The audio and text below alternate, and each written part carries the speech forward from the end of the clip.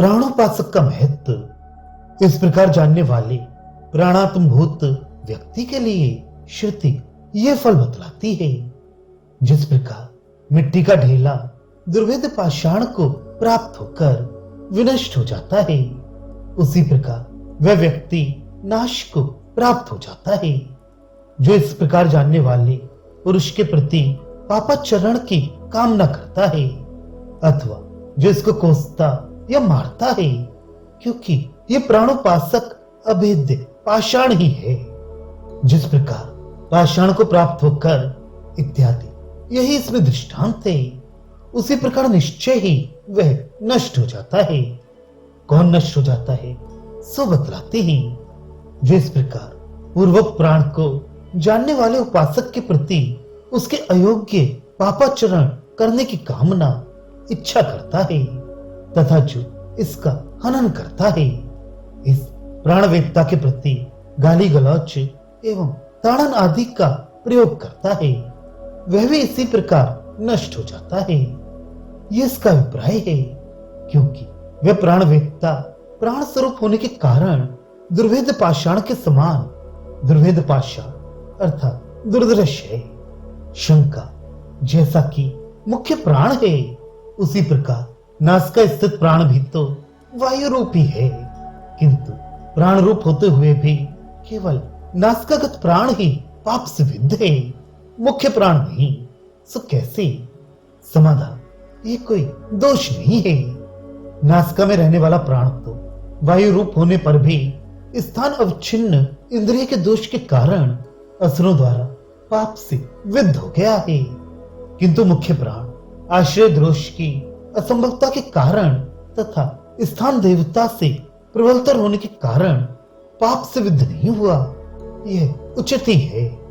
जिस प्रकार वसूला आदि औजार सुशिक्षित पुरुष के हाथ में रहने पर विशेष कार्य करते हैं, किंतु दूसरे के हाथ में पड़ने पर वैसा नहीं करते, उसी प्रकार दोषयुक्त घ्राण का साथी होने के कारण घ्राण देवता पाप से विद्ध है और मुख्य प्राण पाप विद्ध नहीं है, क्योंकि मुख्य प्राण असुरों द्वारा पाप विद्ध नहीं हुआ। इसीलिए लोग इस मुख्य प्राण के द्वारा न सुगंध को जानता है और न दुर्गंध को ही जानता है, क्योंकि यह पाप से पराभूत नहीं है। अतः ये जो कुछ खाता या पीता है उससे अन्य प्राणों का इंद्रियों का पोषण करता है।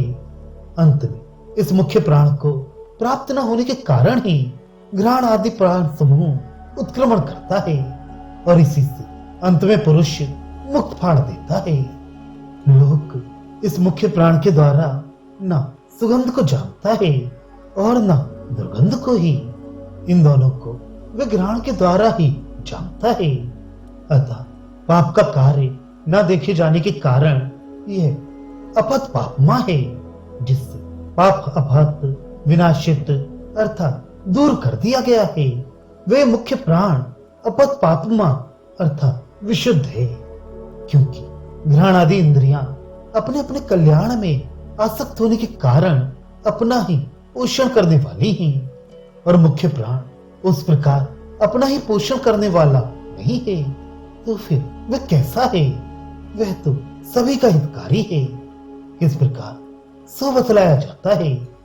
उस मुख्य प्राण के द्वारा लोग जो कुछ खाते पीते हैं, उस खाए पिए से वह मुख्य प्राण घ्राण आदि दूसरे प्राणों का पोषण करता है, क्योंकि उसी से उन सबकी स्थिति होती है।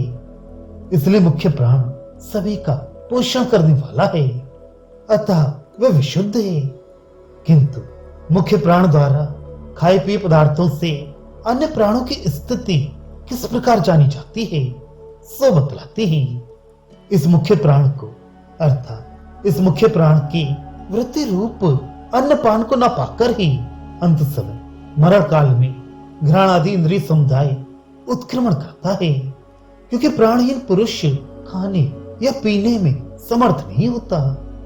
इसी से उस समय घ्राण आदि इंद्रिय समुदाय की उत्क्रांति प्रसिद्ध है। उत्क्रमण के समय प्राण की भोजन करने की इच्छा स्पष्ट देखी जाती है।